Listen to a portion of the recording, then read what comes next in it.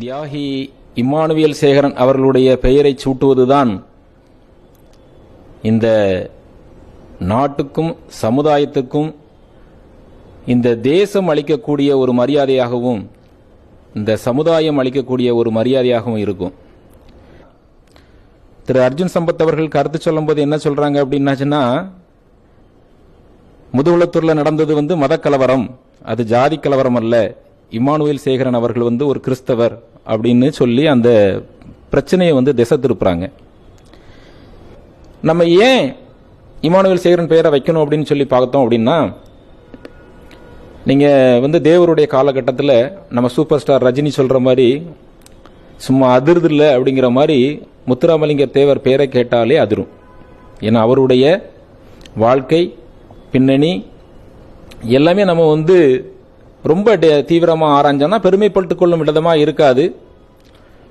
ஆனால் அந்த அளவுக்கு முத்துராமலிங்க தேவர் பெயரை சொன்னாலே சும்மா அதிரும். அப்பேற்பட்ட ஒரு பெரிய மனிதரை எந்தவித ஆயுதமும் இல்லாமல் அந்த போர்க்களத்திலே ஒருவருக்கு சந்திக்க வேண்டும் என்ற தைரியம் வந்ததென்றால் அந்த மனிதர் மாவீரர். வீரருக்கும் ஒருபடி மேல. வீரன் சுந்தரலிங்கனார் அவர்களை நாங்கள் மதிக்கிறோம் என்று சொன்னார் இந்து மக்கள் கட்சி தலைவர் அர்ஜுன் சம்பத் அவர்கள். ஆனால் சுந்தரலிங்கனார் போக்குவரத்து கழகம் என்று அவருடைய பெயரை சூட்டியதனாலேயே அதுவரை ஓடிக்கிட்டு இருந்த எல்லா போக்குவரத்து கழகங்களுக்குமான பெயரை நீக்க வேண்டிய சூழல் ஏற்பட்டது.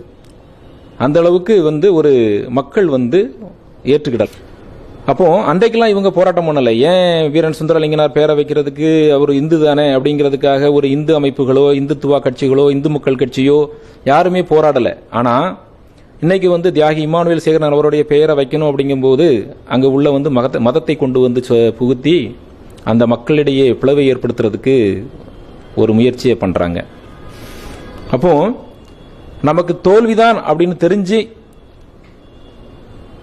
அவ்வளவு ஒரு சக்தியான ஒரு மனிதரை எதிர்த்த தன்னுடைய சமுதாயம் ஒரு சமத்துவத்தோடு ஒரு உரிமையோடு வாழ வேண்டும் என்று ஒரு சமூக விடுதலைக்காக எதிர்த்த மாவீரன் இம்மானுவேல் சேகரன் அவர்களுடைய பெயரை நம்ம மதுரை விமான நிலையத்துக்கு சூட்டுவதன் மூலமாக எங்களுடைய திராவிடர் தமிழர் மறுமலர்ச்சி கழகம் சார்பாக மத்திய அரசுக்கும் மாநில அரசுக்கும் அதுபோன்று அனைத்து சமுதாய மக்களுக்கும் இந்த விஷயத்திலே நாம் தேவேந்திர குல வேளாளர் சமுதாயத்தோடு இணைந்து பணியாற்றி மதுரை விமான நிலையத்திற்கு திரு இம்மானுவேல் சேகரன் அவர்களுடைய பெயரையே சூட்ட வேண்டும் என்பதற்கு உறுதுணையாக இருக்க வேண்டும். இரண்டாவது, ரகுபதி பாண்டியன் அவர்கள் சொன்னது போல அந்த விமான நிலையம் அமைவதற்கான இடங்கள் அந்த சமுதாய மக்கள் கொடுக்கப்பட்டது. ஆனால் அது எல்லாவற்றையும் விட அந்த இடம் யார் கொடுத்தார்கள் என்பது கூட முக்கியமில்லை.